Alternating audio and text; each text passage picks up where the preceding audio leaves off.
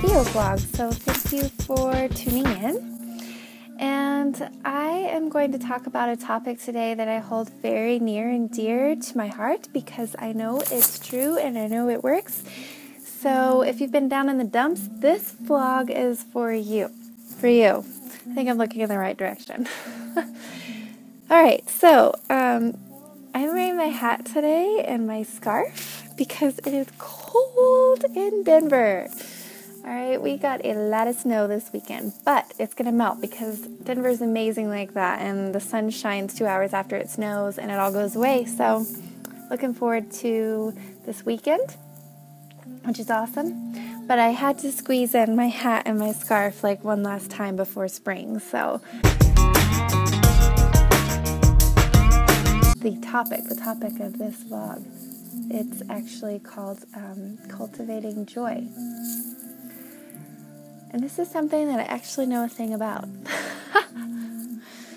And if you don't, I hope this helps you. I really do. And if you do know about cultivating joy, well, maybe this is just a gentle reminder to help you to keep on that track of cultivating it. Alright, so when I first moved to Denver, you guys, I'm from Texas, so I was like, how am I going to get through the winter? I don't like snow. I don't like ice. I don't like cold weather.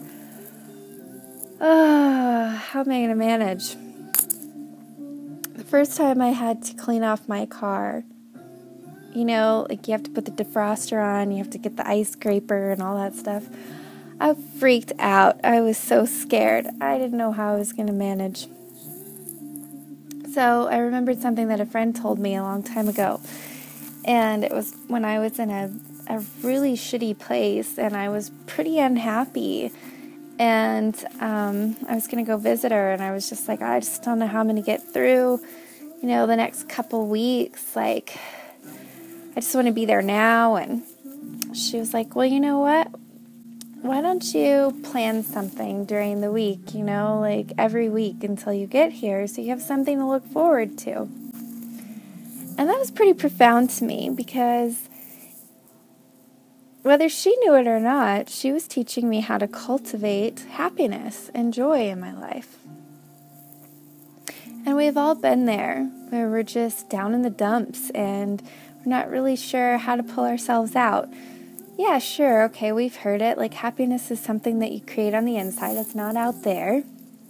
But when you're in a shitty apartment where your neighbors are loud and you're sick of looking at the crappy carpet, it's hard to remember that happiness isn't in some new apartment, okay? When your car's really, really crappy and it's hard to get to work and it's breaking down on you again, it's hard to remember that your happiness isn't in a new car, okay? Or let's say, you know, you've just really wanted to connect with someone. You've known all about the law of attraction, visualization, and manifestation, and you know up here that happiness is something that's on the inside, but kind of pulling those two things together, that it is, and actually feeling that way to bring your desire to you, it's just kind of a strange concept for the ego to understand. So it's something that, well, your spirit understands. So you have to invest in your spirit.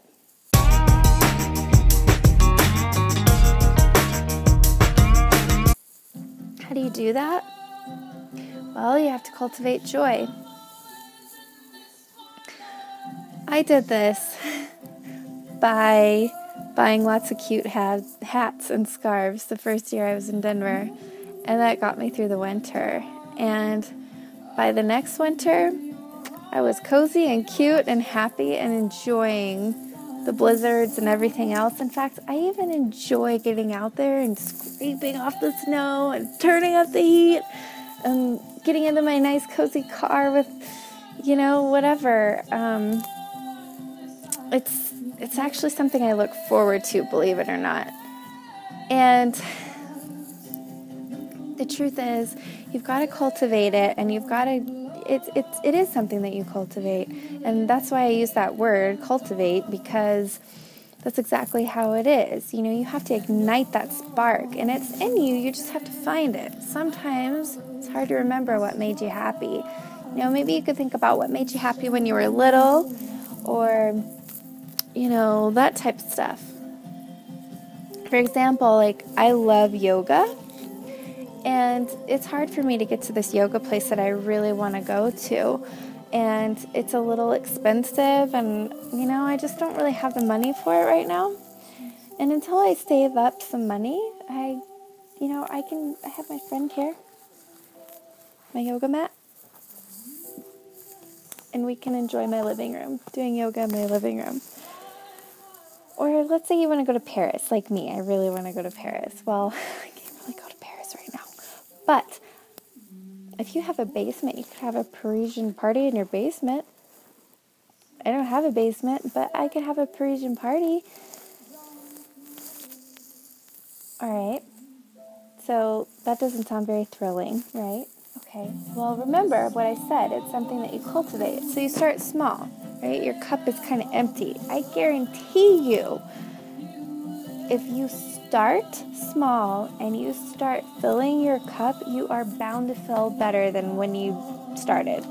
And you will start to attract those desires because you'll be a vibrational match for your desire. Maybe it's not yoga for you, okay? Yoga for me, it really is yoga for me, because when I do yoga, I feel like me again. It's like, yes, this is me. This is who I am. But maybe that's not the case for you. Maybe you feel like you when you're skiing, or maybe you feel like you when you're snowboarding, or maybe you feel like you're you when you're reading. Like, I love to read, and I literally block out time to read for myself because it's that important to me to cultivate that joy in my life. That allotted time to read replenishes me, it invests in my spirit. I'm a much happier person, and trust me, I'm a much nicer person to be around. It's important to do those things and find joy. It's actually very necessary. It's necessary for your health. It's necessary for your spirit. So, you know, what are those things? Maybe it's cooking. And, you know, like today, I'm probably going to do a little yoga, do some reading, and cook something delicious. And I'm allowing myself the time. I actually ended up having the afternoon off of work today, which doesn't always happen. So instead of like getting everything done, I'm actually going to make time for myself, and I'm going to do the things that I enjoy. And I'm already happier just thinking about it. But, you know, what lights you up? What ignites your spark? What are the things that when you do them or you're taking part in them feel like you again? This could be, you know, traveling. Well, if you can't travel, maybe explore something new. Try something different, something fresh, you know, a new restaurant, or be a tourist in your own town. There are so many things you can do and so many solutions. Just try to bring it to yourself and get creative. But, you know, you might have to start small, and you may not believe me, but believe me, it works. Before you know it, you'll be manifesting so much fun and feeling really good again. So I just encourage you to follow your bliss, cultivate your joy, fill your cup, and feel happy. Choose happiness. Choose to be happy now, because you truly do have everything you need inside you right now. Everything you need. Your happiness is your birthright.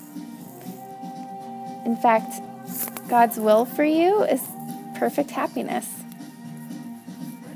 It doesn't have to be a struggle. You know? It doesn't. And that is really, really hard sometimes for our limited thinking.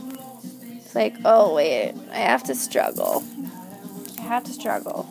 You don't have to struggle. You deserve to be happy. You deserve to be happy and joyous and free now. And I'm not saying to be irresponsible or to harm yourself or others. Just find joy in something positive and good and encouraging. Sometimes what brings me happiness is giving, just calling a friend or helping out. Like, I had an awesome weekend because I helped my brother and my sister-in-law. They wanted to go to dinner, and they never get to go out on a date, because they have 3 kids, and they're just busy. They work, and they have a baby, and they have kids, and they're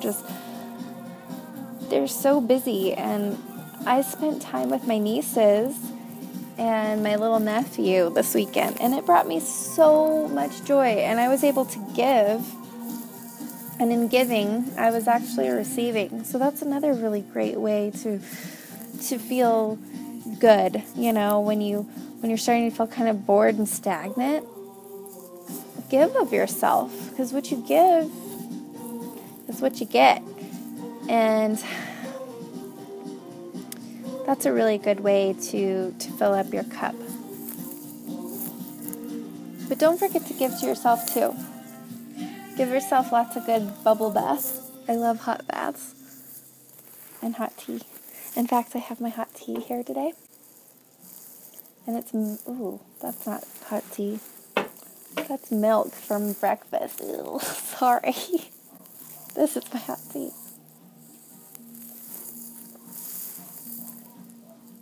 So I have my hot tea, and it's mother-to-be tea because I got it from my sister-in-law. I'm not a mother-to-be currently, but it's really yummy. And I have my music, and I have the afternoon off, and I'm so blessed, and I'm feeling so blissed out and excited about life right now. Because I'm filling my cup, and I'm making time for myself to be happy. So, enjoy your life. Cultivate your spirit. Invest in your spirit. Cultivate your joy. Fill up your cup. And if you have any tips or tricks or what you've done to fill up your cup and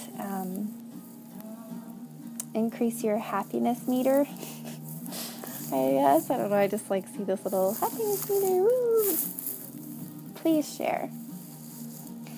And if this is hard for you to wrap your head around, I understand. Because there are times when I've been so down in the dumps, I almost wanted to be down there. But there's a little part of you I know that doesn't. And it's possible to feel better. Trust me, it is. And it starts with you, and it starts on the inside. So just, light the match. Ignite your spark and be happy. Bye.